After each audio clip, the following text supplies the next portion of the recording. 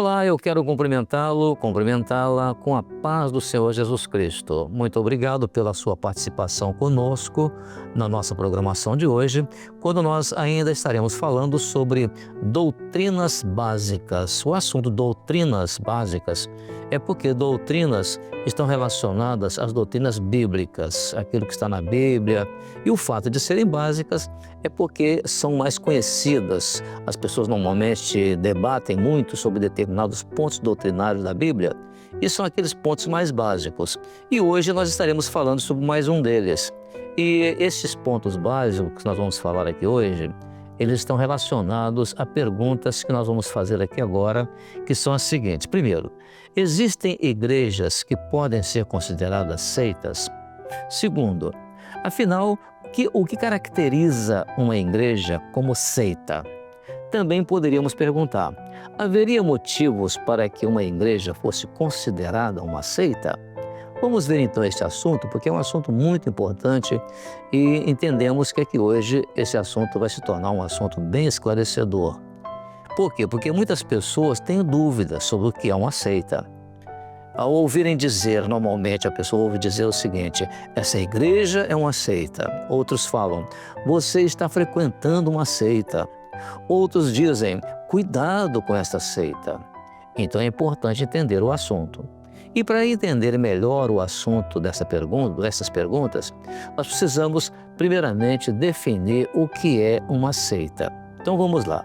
Na língua portuguesa, a nossa língua, a palavra seita significa facção, partido, doutrina que se afasta da opinião geral, comunidade fechada de cunho radical.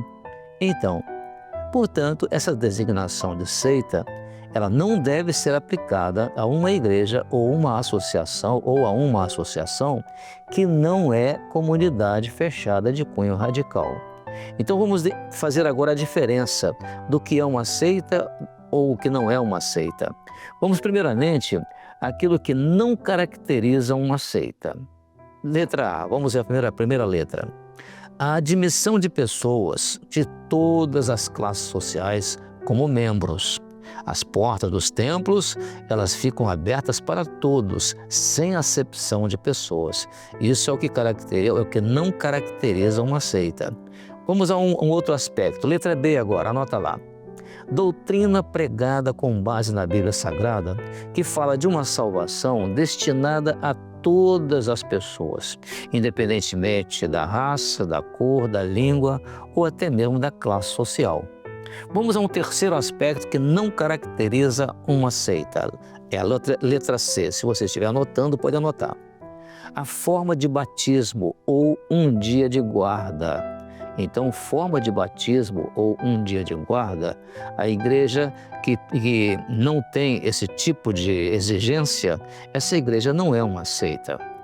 O outro aspecto, às vezes a forma de vida que impede a pessoa de viver e de cumprir seus compromissos com a família, com a sociedade e com a pátria, isso é a característica de uma seita. Então a igreja que não tem isso, ela não é uma seita. Então vamos ver agora a questão de o que caracteriza uma seita. Então agora você vai definir o que é uma seita. Primeiro, o uso de reuniões secretas. Então uma seita é aquela organização que tem as suas reuniões secretas que as pessoas de fora não podem entrar. Segundo, o uso de rituais ou liturgias secretas. É aquilo que ninguém de fora pode ver, porque aquilo é secreto. Outro aspecto, aquela imposição de doutrinas, principalmente de usos e costumes, como por exemplo imposição a respeito do uso de trajes especiais, de abstenção de alimentos e tantas outras imposições, isso sim, isso caracteriza uma seita.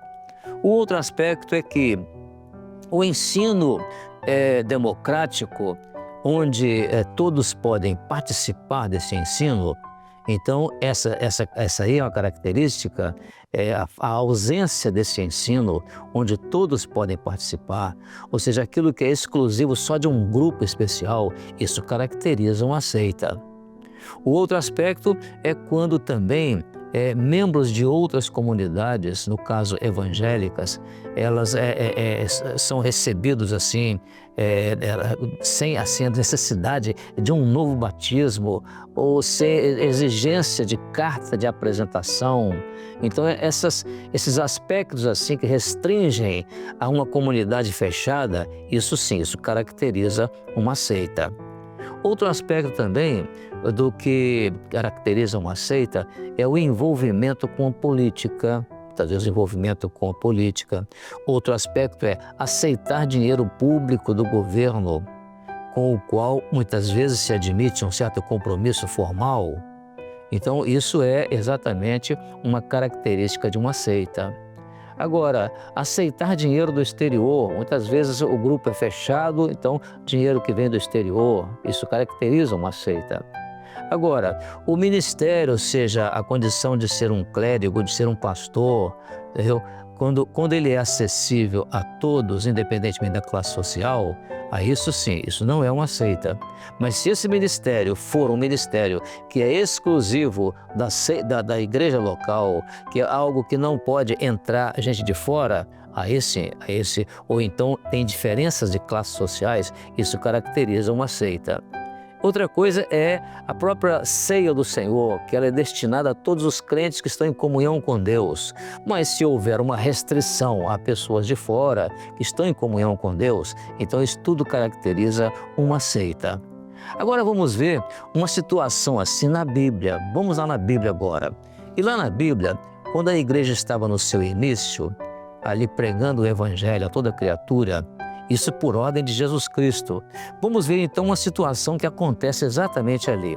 O apóstolo Paulo estava perante um tribunal, era o tribunal do governador Félix.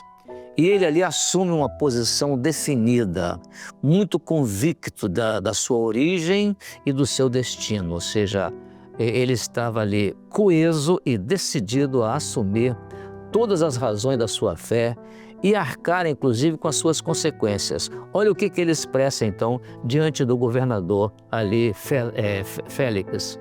Aí ele diz o seguinte, Atos capítulo 24, Atos dos Apóstolos, capítulo 24, no versículo 14, ele diz assim, mas confesso-te isto, que conforme aquele caminho que chamam seita, assim sirvo a Deus de nossos pais, crendo tudo quanto está escrito na lei e nos profetas, ou seja, na palavra de Deus.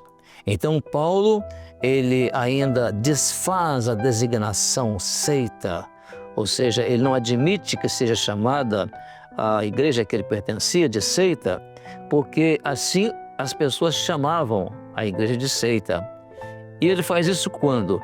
Quando ele afirma que nela ele serve a Deus.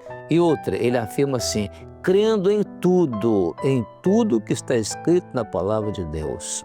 Então, em Atos capítulo 4, verso 5, por exemplo, ali o termo foi aplicado de uma forma assim, desdenhosa ao cristianismo e fala sobre Paulo como o principal defensor da seita dos nazarenos. Esse já é outro texto lá em Atos capítulo 24, verso 5.